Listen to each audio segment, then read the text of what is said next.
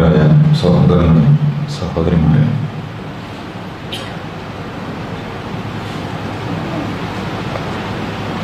ഹജ്ജ് കർമ്മത്തിൻ്റെ മാസത്തിലാണ് നമ്മളുള്ളത്. ആദരണീയനായ പ്രവാചകൻ ഖലീലുല്ലാഹി ഇബ്രാഹിം അലൈഹിസ്സലാത്തു വസ്സലാം, അദ്ദേഹത്തിൻ്റെ കുടുംബവും മഹദി ഹജറ റളിയല്ലാഹു അൻഹ, ഇസ്മായിൽ നബി അലൈഹിസ്സലാത്തു വസ്സലാം, ഇസ്ഹാഖ് നബി അലൈഹിസ്സലാത്തു വസ്സലാം, അതുപോലെ തന്നെ ലൂത്ത് നബി അലൈഹിസ്സലാത്തു വസ്സലാം, സഹാബി റളിയല്ലാഹു അൻഹു,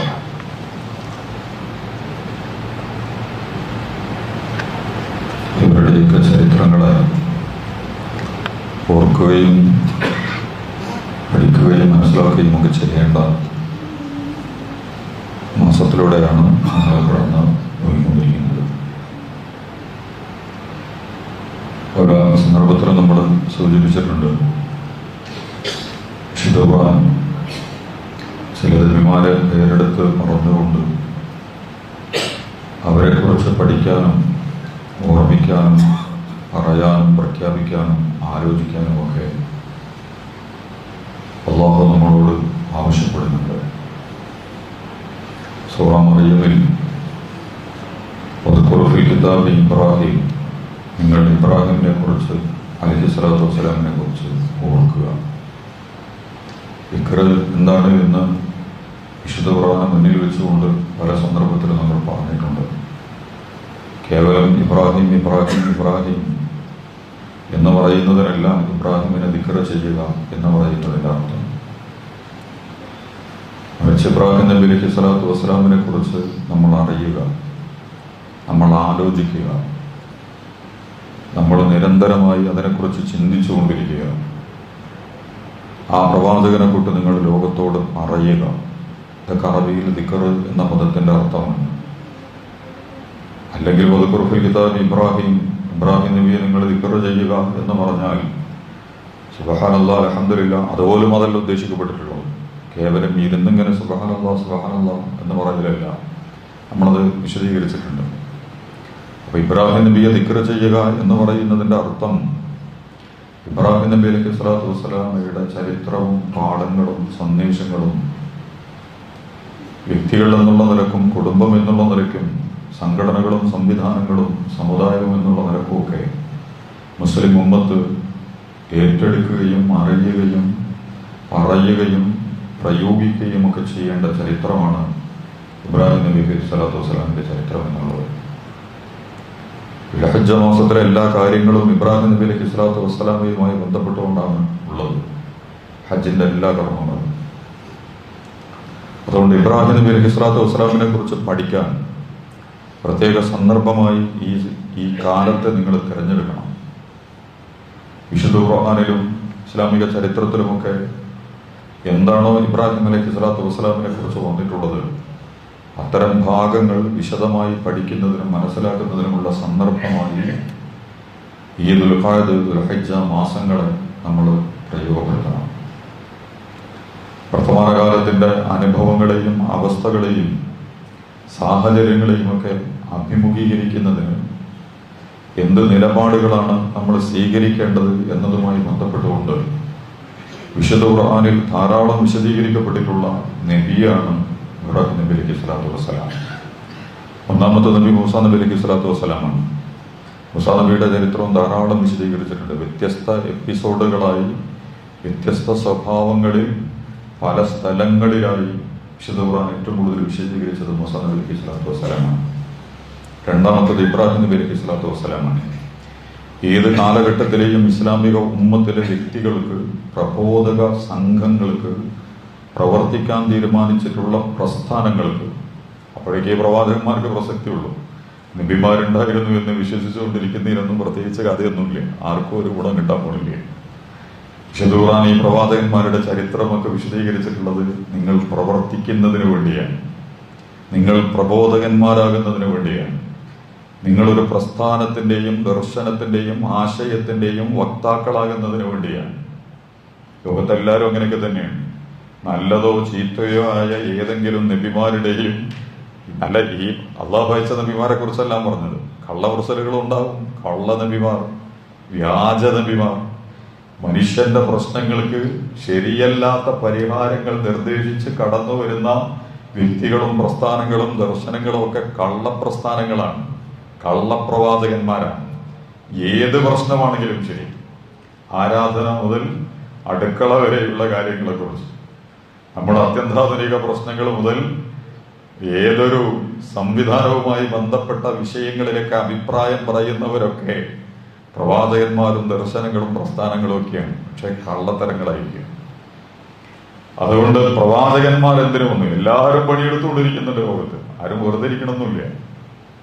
നമ്മൾ വിചാരിക്കുന്നതിനപ്പുറമുള്ള അജണ്ടകളും പ്രൊജക്ടുകളും ദീർഘവീക്ഷണമുള്ള നടപടികളുമൊക്കെയായി ലോകത്തെ നിയന്ത്രിച്ചുകൊണ്ടിരിക്കുന്നവർ നിരന്തരമായി വർക്ക് ചെയ്തുകൊണ്ടേയിരിക്കുകയാണ്. പണിയെടുക്കാത്ത വല്ല കൂട്ടരുണ്ടെങ്കിൽ അത് മുസ്ലിം ഉമ്മത്തായിരിക്കും. കാര്യമായ പണിയൊന്നും എടുക്കാത്തത്. എടുക്കണ പണി എന്താന്ന് വെച്ചാൽ തമ്മിൽ തല്ലുക, ചേരി തിരിയുക, കൂട്ടം തെറ്റിപ്പോവുക, അടിപിടി കൂടുക. അതിന് വഖഫിന്റെ പ്രശ്നത്തിലാണെങ്കിലും ശരി, മുസ്ലിം ഐക്യത്തിന്റെ പ്രശ്നമാണെങ്കിലും ശരി, ഏത് വിഷയത്തിലാണെങ്കിലും പരസ്പരം ചേരി തിരിയാനാണ് ഈ ഉമ്മത്ത് തീരുമാനിച്ചിട്ടുള്ളത്. കിട്ടായ ഭാഗം പറഞ്ഞതിന്റെ അർത്ഥം, പ്രവാചകന്മാരെ കുറിച്ച് പഠിക്കുക എന്ന് പറയുന്നത് കൊണ്ട് ഉദ്ദേശിക്കുന്നത് ഏതോ ആത്മീയവാദികളും സമാധാനവാദികളും വളരെ വലിയ വിശുദ്ധന്മാരും വിരക്തന്മാരും ഒക്കെയായി ജീവിച്ച കുറെ പുണ്യപുരുഷന്മാരുണ്ടായിരുന്നു എന്ന് മനസ്സിലാക്കാനൊന്നുമില്ല നബിമാരെ കുറിച്ച് പഠിക്കാൻ പറഞ്ഞിട്ടുള്ളത്. നബിമാരെ കുറിച്ച് പഠിക്കൽ നിർബന്ധമാണല്ലോ, ഈമാൻ കാര്യത്തിന്റെ ഭാഗമാണല്ലോ. ആമന റസൂലു ബിമാ ഉൻസില ഇലൈഹി മിൻ റബ്ബിഹി വൽ മുഅ്മിനൂൻ കുല്ലുൻ ആമന ബില്ലാഹി വ മലായികതിഹി വ കുതുബിഹി വ റസൂലിഹി ലാ നുഫർരിഖു ബൈന അഹദിൻ മിൻ റസൂലിഹി. അതിനാണ് നമ്മൾ ഈമാൻ കാര്യങ്ങൾ എന്ന് പറയുന്നത്. നമ്മൾ പല വേറെ രീതിയിൽ അതൊക്കെ പറഞ്ഞിട്ടുണ്ട്. അല്ലാഹു, മലക്കുകൾ, വേദഗ്രന്ഥങ്ങൾ, പ്രവാചകന്മാർ, ഇതിൽ വിശ്വസിക്കണം എന്ന് പറയുന്നുണ്ടല്ലോ. വിശ്വാസം എന്ന് പറയുന്നത് എന്തോ ഒരു സാധനം പ്രത്യേകമായി മനസ്സിൽ സന്നിവേശിപ്പിച്ചു വെക്കുന്ന ഒരു പ്രക്രിയയല്ല, അതൊരു പ്രവർത്തനമാണ്.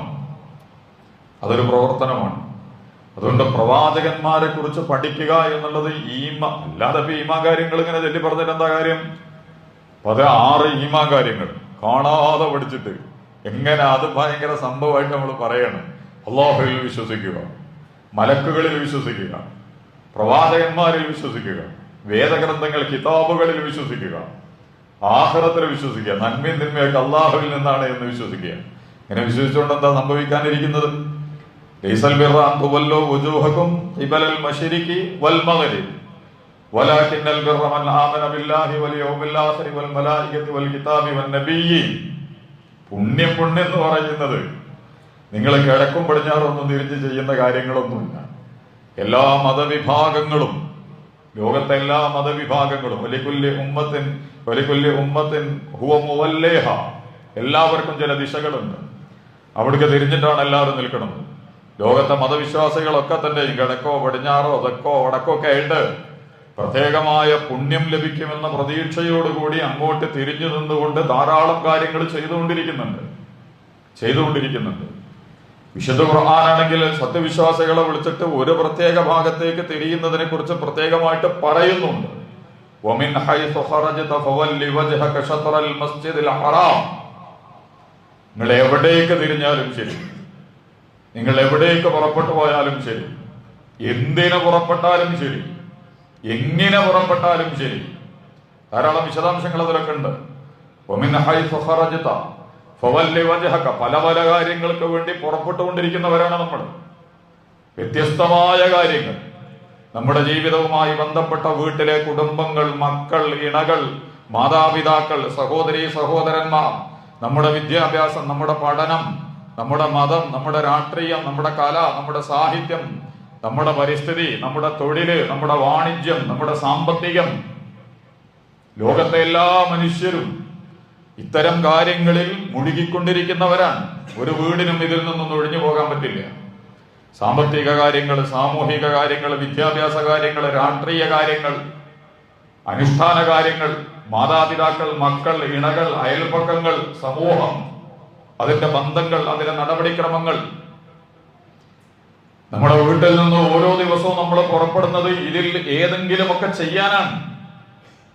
നിങ്ങളുടെ വീടുകളിൽ നിന്നോ സ്ഥാപനങ്ങളിൽ നിന്നോ നിങ്ങൾ ഇഷ്ടപ്പെടുന്ന സ്ഥലങ്ങളിൽ നിന്നോ നമ്മൾ പുറപ്പെട്ടു പോകൊണ്ടിരിക്കുന്നതൊക്കെ തന്നെയും ഇത്തരം ചില കാര്യങ്ങളിൽ ഏർപ്പെടുന്നതിനാണ്. ഇതിന് മുന്നിൽ വെച്ചിട്ടല്ല പറയാം, നീ എവിടെ നിന്ന് പുറപ്പെട്ടാലും ശരി, എങ്ങോട്ട് പുറപ്പെട്ടാലും ശരി, എന്തിനു പുറപ്പെട്ടാലും ശരി, നിന്റെ മുഖത്തെ നീ തിരിക്കണം. ഷത്റൽ മസ്ജിദുൽ ഹറാം, മസ്ജിദുൽ ഹറാമിന്റെ നേരെ.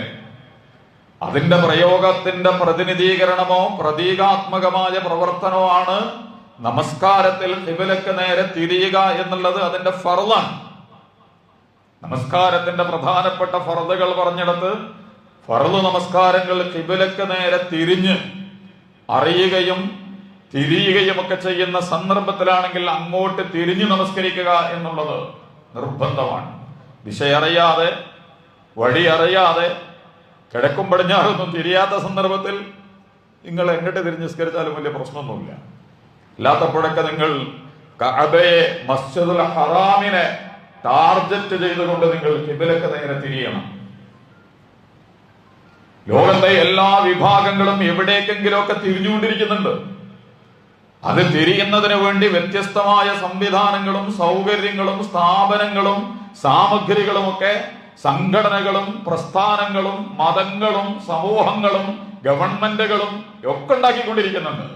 ജനങ്ങളെ തിരിക്കാൻ വേണ്ടിയിട്ട് നിങ്ങൾ ഇങ്ങോട്ട് തിരിഞ്ഞു നിൽക്കുക. ഈ തിരിഞ്ഞു നിൽക്കുന്നതിന്റെ സ്വഭാവത്തിൽ വലിയ പ്രതിമകൾ, വലിയ സംവിധാനങ്ങൾ, അതുപോലെ തന്നെ വലിയ കെട്ടിടങ്ങൾ, ലോകത്ത് പല രീതിയിൽ മനുഷ്യരുടെ ശ്രദ്ധയെ ആകർഷിക്കാൻ അതിനെ മുന്നിൽ നിർത്തിക്കൊണ്ട് അതിനെ പ്രതീകാത്മകമായി അവന്റെ മുമ്പിൽ സമർപ്പിച്ചുകൊണ്ട് കാര്യങ്ങൾ ചെയ്യാൻ വേണ്ടി ലോകത്തെ വ്യക്തികളും പ്രസ്ഥാനങ്ങളും സംഘടനകളും രാഷ്ട്രങ്ങളും സമൂഹങ്ങളും മതങ്ങളും ഒക്കെ പല സാധനങ്ങളും ഉണ്ടാക്കിക്കൊണ്ടിരിക്കുന്നുണ്ട്. ഇങ്ങനെ പലതിനും പലതിലേക്കും തിരിഞ്ഞുകൊണ്ടാണ് മനുഷ്യന്മാർ പാഞ്ഞുകൊണ്ടിരിക്കുന്നത്.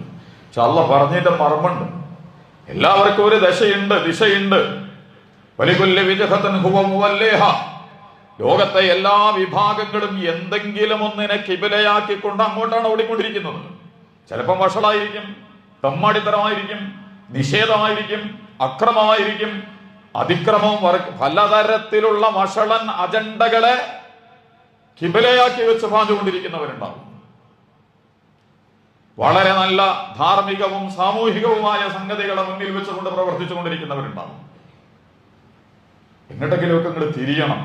ഇത് പറഞ്ഞിട്ടല്ല പറയണത്, വലികുല്ലി വിജ്ഹതൻ ഹുവ മുവല്ലിഹ ഫസ്തബിഖുൽ ഖൈറാ. നിങ്ങൾ എവിടേക്ക് തിരിഞ്ഞാലും പ്രശ്നമില്ല. പക്ഷെ നിങ്ങൾ എന്ത് ചെയ്യണം? നിങ്ങൾ നന്മയിലേക്ക് മുന്നിടണം. കിഴക്കോ പടിഞ്ഞാറോ തെക്കോ വടക്കോ എന്നുള്ളതല്ല പ്രശ്നം.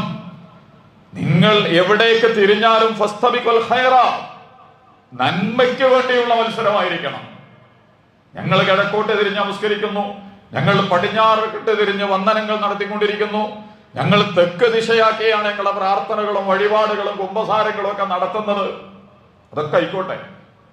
പക്ഷെ ഫസ്തബിഖുൽ ഖൈറാ, ഇതൊക്കെ നന്മയ്ക്ക് വേണ്ടിയാണോ? മൂല്യങ്ങൾക്ക് വേണ്ടിയാണോ? മനുഷ്യരെ നന്മയിൽ അടിയുറപ്പിച്ച് നിർത്തുന്നതിന് വേണ്ടിയുള്ള അതാണല്ലോ ഈ പറഞ്ഞതിന്റെ അർത്ഥം. അതുകൊണ്ട് അല്ലാഹു സുബ്ഹാനഹു വ തആല രണ്ടിടത്ത് ആവർത്തിക്കുന്നുണ്ട്. വമിൻ ഹൈസു ഖറജത ഫവല്ലി വജ്ഹക ശത്റൽ മസ്ജിദുൽ ഹറാം ഹൈസുമാ കുൻതും ഫവല്ലു വജൂഹകും ശത്റ. നിങ്ങൾ എവിടേക്ക് തിരിഞ്ഞാലും നിങ്ങൾ ആകെ നട്ടം തിരിയുന്നവരായിട്ട് ജനങ്ങൾക്ക് തോന്നരുത്.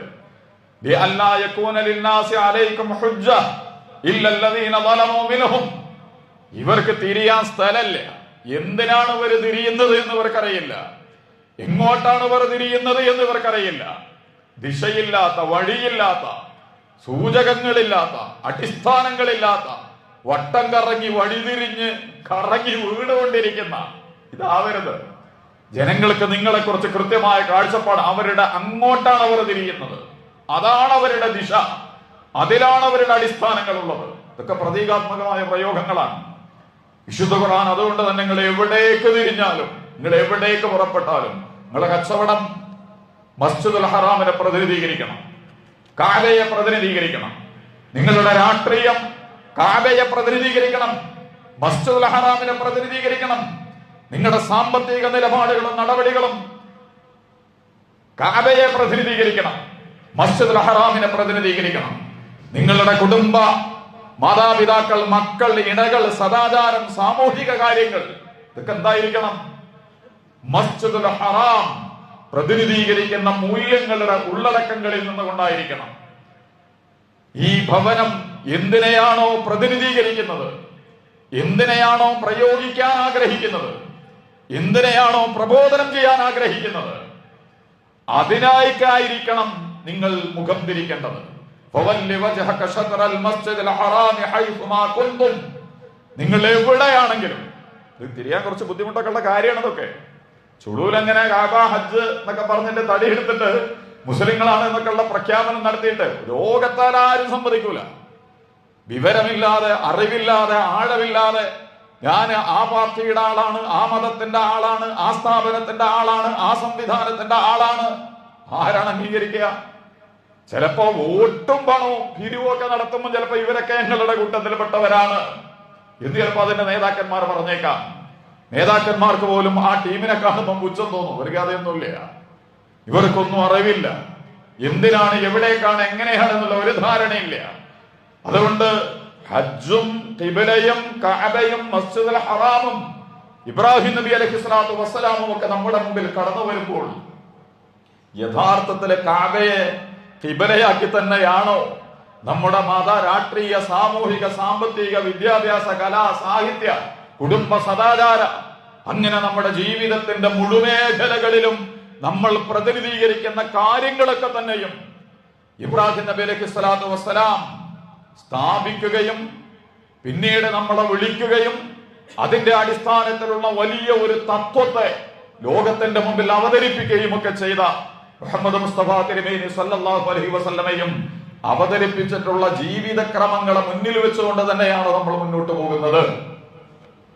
ഇതാണ് നിങ്ങൾ കിബിലക്ക് തിരിയണം എന്ന് പറയുമ്പോൾ അതിന്റെ അർത്ഥം അല്ല ഇവിടെ ഇരുന്നിട്ട് നേരെ മുന്നിൽ, ഇത് നിർബന്ധമാണ്. ചെങ്ങട്ടാണ് തിരിഞ്ഞുകൊണ്ട് പ്രത്യേകിച്ചൊന്നും സംഭവിക്കാനൊന്നും പോണില്ലേ ലോകത്ത്. കഅബ എന്തിനാണെന്നറിയണം, മസ്ജിദുൽ ഹറാം എന്തിനെ പ്രതിനിധീകരിക്കുന്നു എന്നറിയണം, എന്തായിരുന്നു ചരിത്രത്തിൽ അതിന്റെ ദൗത്യം എന്നറിയണം, ഇനി എന്താണ് നമുക്ക് നിർവഹിക്കാനുള്ളത് എന്നറിയണം. എന്നിട്ട് നിങ്ങൾ കിബിലക്ക് നേരെ തിരി, എല്ലാ വിഷയത്തിലും നിങ്ങൾ കിബിലക്ക് നേരെ തിരി. അത് പറഞ്ഞിട്ടാണ് അല്ലാഹ് പറഞ്ഞത്, ലൈസൽ ബിർറ അൻ തുവല്ലൂ വജൂഹകും ഖിബലൽ മശ്രിഖി വൽ മഗ്രിബി.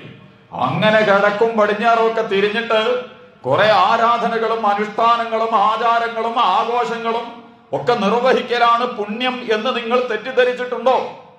വർത്തമാനകാലത്തെ മത, രാഷ്ട്രീയ, സാമൂഹിക, വിദ്യാഭ്യാസ കാര്യങ്ങളൊക്കെ അങ്ങനെയാണ് പോകുന്നത്.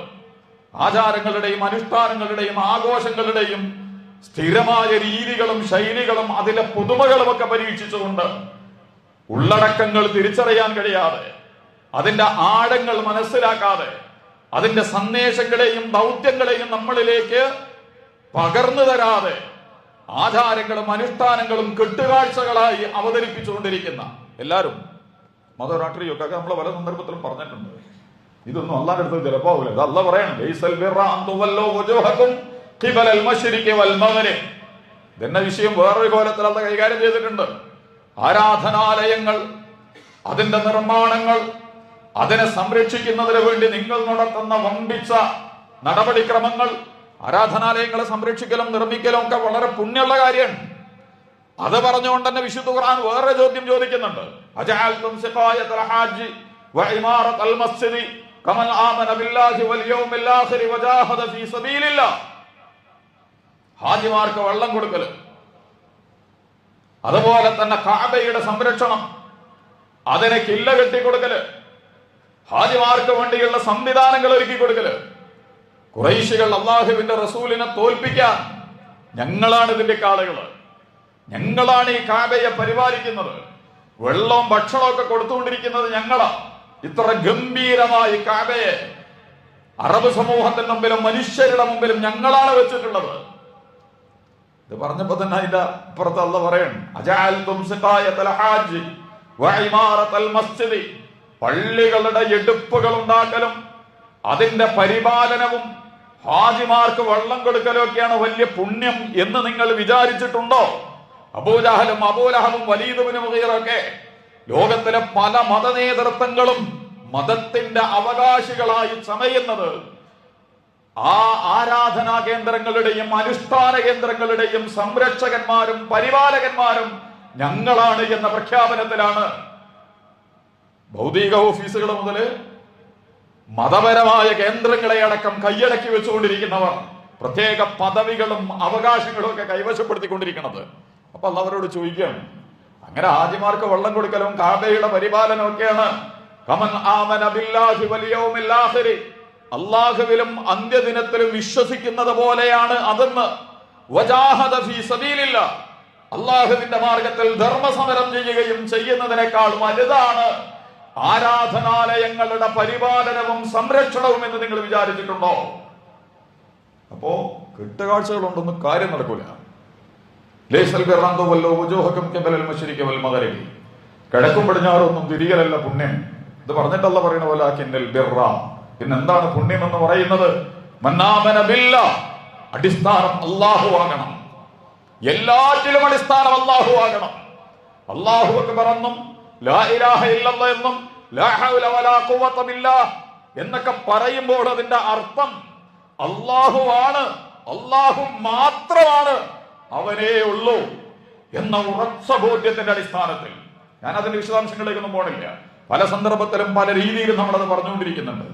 മൻ ആമന ബില്ലാഹി വൽ യൗമിൽ ആഖിർ, ഭൗതികമായ വിശകലനങ്ങൾ, ഭൗതികമായ വിലയിരുത്തലുകൾ, ദുനിയാവിലെ ലാഭനഷ്ടങ്ങൾ, ഇവിടെ ലഭിക്കുന്ന ഭൂരിപക്ഷവും ന്യൂനപക്ഷവും പേരും പ്രശസ്തിയും ഒക്കെയാണ് നിങ്ങളുടെ പ്രവർത്തനങ്ങളുടെ മാനദണ്ഡങ്ങളെങ്കിൽ മരണാനന്തര ജീവിതത്തെക്കാൾ, അതാണ് ഏറ്റവും പ്രധാനപ്പെട്ടത്, അല്ലാഹുവും മരണാനന്തര ജീവിതത്തെക്കാളും ലൈസൽ ബിർറ അൻ തുവല്ലു വുജൂഹകും ഖിബലൽ മശ്രിഖി വൽ മഗ്രിബ് വലാകിന്നൽ ബിർറ മൻ ആമന ബില്ലാഹി വൽ യൗമിൽ ആഖിർ.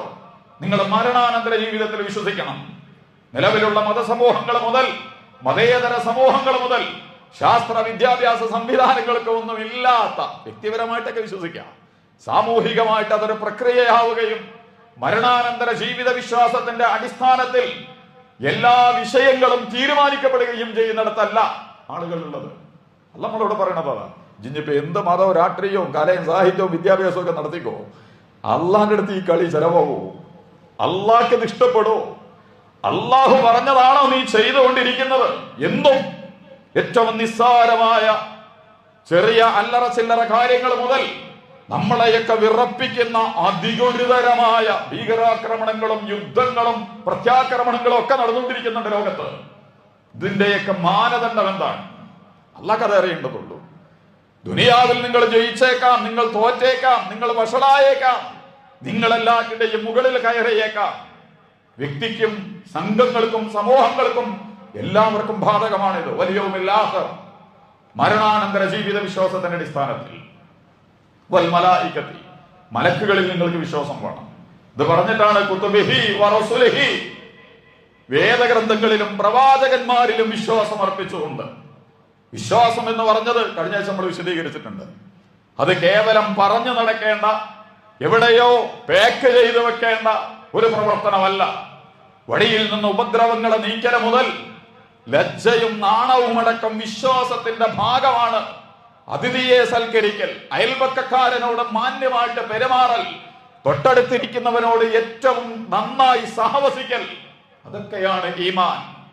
അതൊക്കെയാണ് ഈമാൻ. അതുകൊണ്ട് നിങ്ങൾ ഈമാൻ എന്ന് പറഞ്ഞിട്ട് ഒളിച്ചുകളി നടത്തിയിട്ട് കേവല അവകാശവാദങ്ങൾ നടത്തിയിട്ട് നിങ്ങൾക്ക് അള്ളാന്റെ അടുത്തേക്ക് ചെല്ലാൻ പറ്റില്ല. ഇതാണ് അല്ലാഹു സുബ്ഹാനഹു വ തആല. അതുകൊണ്ട് മസ്ജിദുൽ ഹറാമിന് ഇവിടെ നിന്നിട്ട് വേണം നമ്മൾ പ്രവാചകന്മാരെയൊക്കെ പഠിക്കാൻ. പറഞ്ഞപ്പോഴാണ് നമ്മൾ അതിലേക്കൊക്കെ പോയത്. ഇബ്രാഹിം നബിയെ പഠിക്കാൻ പറയുമ്പോ ദുൽഹജ്ജില് ഇസ്മായിലിനെ വലിയ അർത്ഥത്തിട്ടുണ്ട്. ഹാജറയെ സഫാ മർവയ്ക്കിടയിൽ പായിച്ചിട്ടുണ്ട്. എന്നിട്ട് അവിടെ നിന്ന് അദ്ദേഹം ലൂത്ത് നബിയെയും കൂട്ടി ഇപ്പുറത്തേക്ക് പോയിട്ടുണ്ട്. എന്തിന്?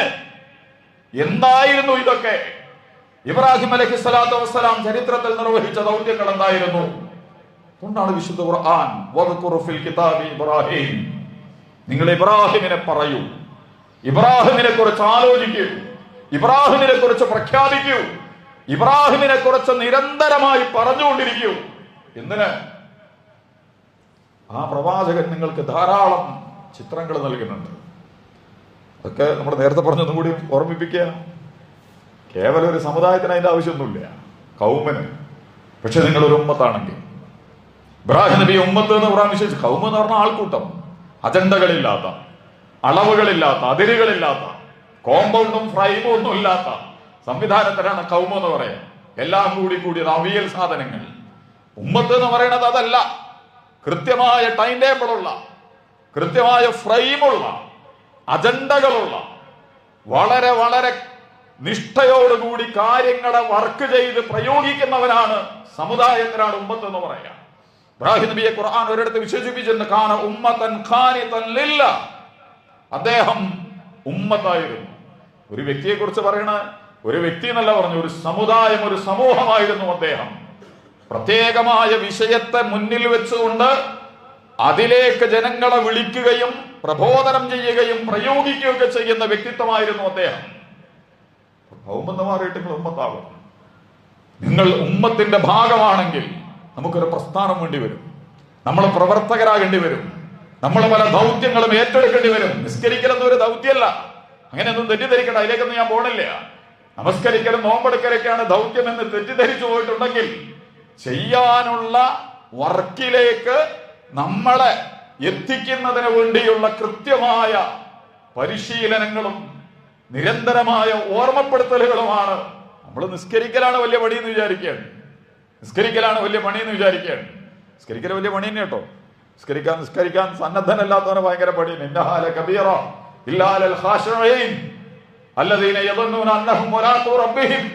അല്ലാഹുവിനെ കണ്ടുമുട്ടും എന്ന് ഭയമുള്ളവർക്ക് മാത്രമാണ് വളരെ ലളിതമായ ഈ പ്രക്രിയ എളുപ്പത്തിൽ നിർവഹിക്കാൻ പറ്റുള്ളൂ. അല്ലാത്തവർക്കൊക്കെ ഭാരമുള്ളൂ.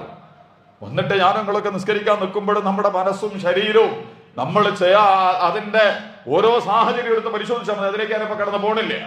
നിസ്കാരം കൊണ്ട് തടി കഴിച്ചിലാക്കാം, നോമ്പെടുത്തിട്ട് രക്ഷപ്പെട്ട് കളയാം, ഹജ്ജ് ചെയ്തിട്ട് രക്ഷപ്പെട്ട് കളയാം. യഥാർത്ഥത്തിൽ മുസ്ലിം ഉമ്മത്തിലെ വ്യക്തികളെയും അതിന്റെ സംവിധാനങ്ങളെയും അള്ളാഹു ഏൽപ്പിച്ചിട്ടുള്ള മഹത്തരമായ ദൗത്യങ്ങളിലേക്ക് വളർത്തുന്നതിനും വികസിപ്പിക്കുന്നതിനും യോഗ്യരാക്കുന്നതിനും വേണ്ടിയുള്ള, അതിൽ അടിയുറപ്പിച്ച് നിർത്തുന്നതിനും വേണ്ടിയുള്ള പഠന പരിശീലന പ്രയോഗങ്ങളാണ് നമസ്കാരം മുതൽ ഹജ്ജ് വരെയുള്ള സർവകാര്യങ്ങളും.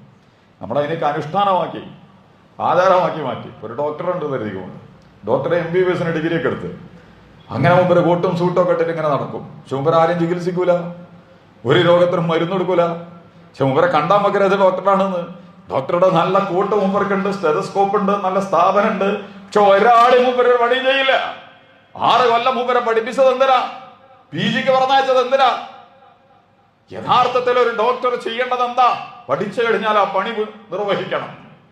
അയാൾ ആളും തരം നോക്കാതെ, ഏതവനാണ് ആളെന്ന് നോക്കാം, രോഗിയാണോ ചികിത്സ കൊടുക്കണം, ഏത് സമയത്തും കൊടുക്കണം. സ്വയം ആരോഗ്യമുള്ള, അത് നിർവഹിക്കാൻ അവന് കരുത്തും സൗകര്യമുള്ള ഘട്ടത്തിൽ ഒരാൾക്ക് പോലും അത് തടയാതെ അത് നിർവഹിക്കുന്നതിന് വേണ്ടിയാണ് അയാൾ നമ്മൾ ഡോക്ടറാക്കിയിട്ടുള്ളത്. അതിന് പകരം മൂപ്പര് ഡോക്ടറെ ബോർഡൊക്കെ വെച്ച് കുപ്പായൊക്കെ ഇട്ട് കസേരയിൽ ഇരിക്കുകയാണ്, ഒരു പണി ചെയ്യണില്ല എന്നതുപോലെയാവും എന്ത് ഈ പരിപാടി. പോലീസുകാരൻ നിയമം നടത്തേണ്ട ആളാണ്. കാക്കിയൊക്കെ ഉണ്ട്, മടലൊക്കെ ഉണ്ട്, തൊപ്പിയൊക്കെ ഉണ്ട്, ലാത്തിയൊക്കെ ഉണ്ട്. പക്ഷെ ഒരു സംഗതിയിൽ മൂപ്പർ ഇടപെടൂല. നമ്മള് ഗവൺമെന്റ് നമ്മളൊക്കെ കൂടി പഠിപ്പിച്ച് പാകപ്പെടുത്തി നിയമ സംവിധാനങ്ങളെ നിലനിർത്താൻ വേണ്ടി ഏൽപ്പിച്ച ആളാണ്. പക്ഷെ അയാൾ എന്ത് ചെയ്യുന്നു? നിയമ സംവിധാനങ്ങളെ നിലനിർത്തുന്നില്ല എന്ന് മാത്രല്ല, അതിന്റെയൊക്കെ അടിവേരറക്കുന്നതിന് വേണ്ടിയുള്ള കാര്യങ്ങൾ പോലും അയാൾ ചെയ്തുകൊണ്ടിരിക്കുന്നു. അങ്ങനെയാണെങ്കിൽ പിന്നെ എന്തിനാ പോലീസുകാരൻ? ഒരു മുസ്ലിം വ്യക്തി എന്ന് പറയുമ്പോൾ സ്കാരം നോമ്പ് ഹജ്ജൊക്കെ ഉണ്ട്, പക്ഷേ പ്രബോധകനല്ല, പ്രവർത്തകനല്ല. പ്രവാചകന്മാരുടെ പ്രഖ്യാപനങ്ങളെ പ്രയോഗിക്കാൻ തീരുമാനിച്ചവനല്ലെങ്കിൽ അതിന് വേറെ ഗുരുതരമായ കുറെ തലങ്ങളുണ്ട്. അതിപ്പോ ഞാൻ അതിന്റെ വിശദീകരണത്തിലേക്ക് നമ്മൾ പോണില്ല. അതിലൂടെയാണ് ലോക മുസ്ലിം ഉമ്മത്തും ഇപ്പൊ കടന്നു പോയിക്കൊണ്ടിരിക്കുന്നത്. സ്വയം രോഗികളായി, ഡോക്ടർ തന്നെ രോഗിയായി മാറി എന്ന് പറഞ്ഞാൽ എന്തിന്റെ അവസ്ഥ? ഡോക്ടറെ ഇരുന്ന് പ്രാക്ടീസും ഇല്ല. അങ്ങനെ ഉണ്ടല്ലോ ഒരു കാര്യം, മൂപ്പര് ഡോക്ടറാന്ന് പറഞ്ഞിട്ടിരുന്നു, പിന്നെ അവസാന രോഗം വന്ന് മൂപ്പരെ തന്നെ മൂടി. ഡോക്ടറെ നവീകരിച്ചുകൊണ്ടിരിക്കണല്ലോ. വരുന്ന രോഗങ്ങളും എന്താണെന്നൊക്കെ തിരിച്ചറിയണമല്ലോ. ഇതുപോലും അറിയാതെ എല്ലാ രോഗങ്ങളും പിടിപെട്ട രോഗികളായി മാറുന്നത് പോലെ.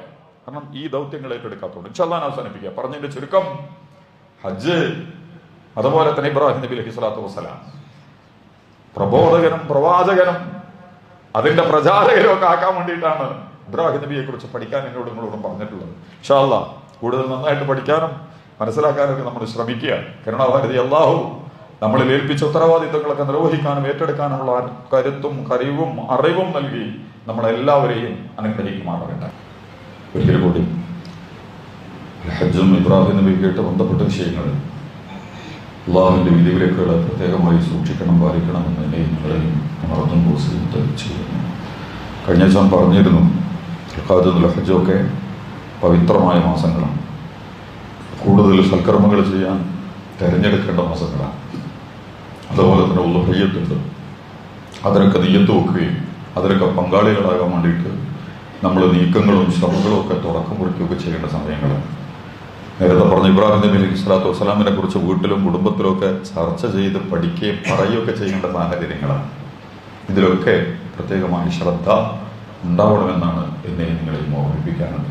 അല്ലാഹു സുബ്ഹാനഹു വ തആല കൂടുതൽ നന്നായി കാര്യങ്ങൾ മനസ്സിലാക്കാനും മനസ്സിലാക്കുന്ന കാര്യങ്ങളൊക്കെ നമ്മുടെ ജീവിതത്തിന്റെ ഭാഗമാക്കിയെടുക്കാനും എന്നെയും നിങ്ങളെയും തുണക്കുമാറാകട്ടെ. അറിഞ്ഞും അറിയാതെയും രഹസ്യമായും പരസ്യമായിട്ടൊക്കെ സംഭവിച്ച തെറ്റുകൾ കരുണാവാരിധിയായ റബ്ബേ, നീ ഞങ്ങൾക്ക് പുറത്തു തരണേ റഹ്മാനെ, നീ ഞങ്ങളോട് കരുണ കാണിക്കണേ റഹ്മാനെ. ഹജ്ജ് ഉദ്ദേശിച്ചുകൊണ്ട് നമ്മുടെയൊക്കെ ഉമ്മമാരും ഉപ്പമാരും സഹോദരങ്ങളും സഹോദരിമാരും മക്കളും ഒക്കെ പുറപ്പെട്ടുകൊണ്ടിരിക്കും. മഖ്ബൂലും മബ്റൂറുമായ ഹജ്ജ് കർമ്മം ചെയ്യാനുള്ള വഴികൾ തുറന്ന് സൗകര്യങ്ങൾ ചെയ്ത് അല്ലാഹുവേ അവരെ നീ അനുഗ്രഹിക്കണേ റബ്ബേ, അവരോട് നീ കരുണ കാണിക്കണേ റബ്ബേ. ഹജ്ജും ഹജ്ജിന്റെ കർമ്മങ്ങളും ഒക്കെ അതിന്റെ പൂർണ്ണ സ്വഭാവത്തിൽ തിരിച്ചറിവോടുകൂടി നിർവഹിക്കാനും തിരിച്ചു വരാനും തങ്ങളിൽ അർപ്പിതമായ ചുമതലകളൊക്കെ നിർവഹിക്കാനുള്ള അറിവും കഴിവും അവർക്കും ഞങ്ങൾക്കും ഒക്കെ നൽകി നീ ഞങ്ങൾ അനുഗ്രഹിക്കണേ റബ്ബേ. ഹജ്ജ് ചെയ്ത ആളുകൾ നമ്മളെ കൂട്ടത്തിലൊക്കെ ഇരിക്കുന്നുണ്ട്. എന്തിനായിരുന്നു ഹജ്ജ് ചെയ്തിട്ടെന്താണ് നമ്മളിൽ ഉണ്ടായത്? ആത്മവിചാരണയും വിശകലനവും ഒക്കെ നടത്തി ഹജ്ജിന്റെ എല്ലാ മൂല്യങ്ങളെയും നന്മകളെയും നിലനിർത്തിക്കൊണ്ട് തന്നെ മുന്നോട്ട് പോകാനുള്ള സൗകര്യങ്ങൾ നൽകി ഞങ്ങളെയൊക്കെ നീ തുണക്കുമാറാകണമേ തമ്പുരാനെ. ഹജ്ജ് ചെയ്യാൻ ആഗ്രഹിക്കുന്ന ആളുകൾ നമ്മുടെ കൂട്ടത്തിലുണ്ട്. ഏതെങ്കിലും ഒരു സന്ദർഭത്തിൽ സന്ദർശിക്കാനും ആ കർമ്മം നിർവഹിക്കാനും ഒക്കെ അല്ലാഹുവേ ഞങ്ങൾക്ക് അതിനുള്ള അവസരം നൽകി നീ ഞങ്ങളെ അനുഗ്രഹിക്കണേ തമ്പുരാനെ. അറിഞ്ഞും അറിയാതെയും ഒക്കെ സംഭവിച്ച എല്ലാ പാളിച്ചകളും ഞങ്ങൾക്ക് പുറത്തു തരണേ തമ്പുരാനെ. ഞങ്ങളുടെ പ്രിയപ്പെട്ട മാതാപിതാക്കളെ നീ അനുഗ്രഹിക്കണേ റഹ്മാനെ. ഞങ്ങളുടെ ഇണകളോട് നീ കരുണ കാണിക്കണേ റഹ്മാനെ. ഞങ്ങളുടെ വിഷമങ്ങൾ നീ ഞങ്ങൾക്ക് ദൂരീകരിച്ചു തരണേ റഹ്മാനെ. വലിയ രോഗങ്ങളും മാനസിക പ്രയാസങ്ങളും സാമ്പത്തിക പ്രയാസങ്ങളും കുടുംബ പ്രശ്നങ്ങളും ഒക്കെ ഉള്ള ആളുകളുണ്ട്. അല്ലാഹുവേ നീയാണ് സമാധാനം, നിന്നിൽ നിന്നാണ് സമാധാനം. ഏറ്റവും നല്ലത് നൽകി ഞങ്ങളെയൊക്കെ നീ അനുഗ്രഹിക്കണേ തമ്പുരാനെ. ഞങ്ങളുടെ രാജ്യത്ത് സംഘർഷഭരിതമായ ഭയത്തിന്റെ സാഹചര്യങ്ങളിലൂടെ കടന്നു പോയിക്കൊണ്ടിരിക്കുക. യുദ്ധാവസ്ഥകൾ, ഭീകരാക്രമണങ്ങൾ, അല്ലാഹുവേ നിർഭയത്വവും സമാധാനമൊക്കെ ഉള്ള നാടാക്കി ഞങ്ങളുടെ നാടിനെ നീ അനുഗ്രഹിക്കുമാറാകണമേ തമ്പുരാനെ. അനാവശ്യമായി ഒരു കാര്യമില്ലാതെ ഞങ്ങളുടെ നാടിനെയും അതിൻ്റെ സംവിധാനങ്ങളെയൊക്കെ എതിർക്കാനും നശിപ്പിക്കാനും ശ്രമിക്കുന്നവരാരാണോ അവരെ നീ തകർക്കണേ തമ്പുരാനെ. അവരുടെ തന്ത്രങ്ങൾ നീ പൊളിക്കണേ തമ്പുരാനെ. ഇനി ഞങ്ങളുടെ കൂട്ടത്തിൽ തന്നെയാണ് കപടന്മാരും കള്ളന്മാരും ഒക്കെ ഉള്ളതെങ്കിൽ, ഈ നാട്ടിലെ മനുഷ്യരെ വഞ്ചിക്കുന്നവരാണ് ഞങ്ങളുടെ കൂടെയുള്ളതെങ്കിൽ, അല്ലാഹുവേ അവരെയും നീ ശിഥിലീകരിക്കണേ തമ്പുരാനെ. അവരുടെ കുതന്ത്രങ്ങളെ നീ പൊളിച്ചു കളയണേ തമ്പുരാനെ. സാഹോദര്യവും സഹവർത്തിത്വവും സമാധാനവും ഒക്കെ ഉള്ള അന്തരീക്ഷം നൽകി ഞങ്ങളുടെ നാടിനെ നീ നിലനിർത്തണേ തമ്പുരാനെ. ഞങ്ങളോട് നീ കരുണ കാണിക്കുമാറാകണമേ തമ്പുരാനെ. اللهم ارحمنا يا ارحم الراحمين. اللهم اغفر لنا ذنوبنا يا رب العالمين. اللهم اغفر للمؤمنين والمؤمنات والمسلمين والمسلمات الاحياء منهم والاموات انك مجيب الدعوات يا قاضي الحاجات. طيب ثراهم واجعل الجنه مأواهم. ربنا اغفر لنا ولاخواننا الذين سبقونا بالايمان. ربنا لا تجعل في قلوبنا الا للذين امنوا. ربنا انك رؤوف رحيم. اللهم ربنا آتنا في الدنيا حسنة وفي الآخرة حسنة وقنا عذاب النار. اللهم ربنا آتنا من لدنك رحمة وهيئ لنا من أمرنا رشدا. اللهم ربنا هب لنا من أزواجنا وذرياتنا قرة أعين واجعلنا للمتقين إماما. اللهم انصرنا يا رب العالمين. اللهم ارحمنا يا رب العالمين. اللهم انصر إخواننا المسلمون في فلسطين. اللهم انصر إخوان المسلمون في غزة، اللهم انصرهم، اللهم أعزهم، اللهم يسر أمورهم واشرح صدورهم، اللهم انصرهم يا رب العالمين، اللهم انصرهم على القوم السيئين المحتلين، اللهم انصرهم يا رب العالمين. اللهم ربنا آتنا في الدنيا حسنة وفي الآخرة حسنة وقنا عذاب النار. اللهم أجرنا من النار، اللهم أجرنا من النار، اللهم أجرنا من النار. ربنا تقبل منا إنك أنت السميع العليم، وتب علينا إنك أنت التواب الرحيم، واغفر لنا يا غافر المذنبين. آمين آمين برحمتك يا أرحم الراحمين. وآخر دعوانا الحمد لله. صلى الله على محمد صلى الله عليه وسلم.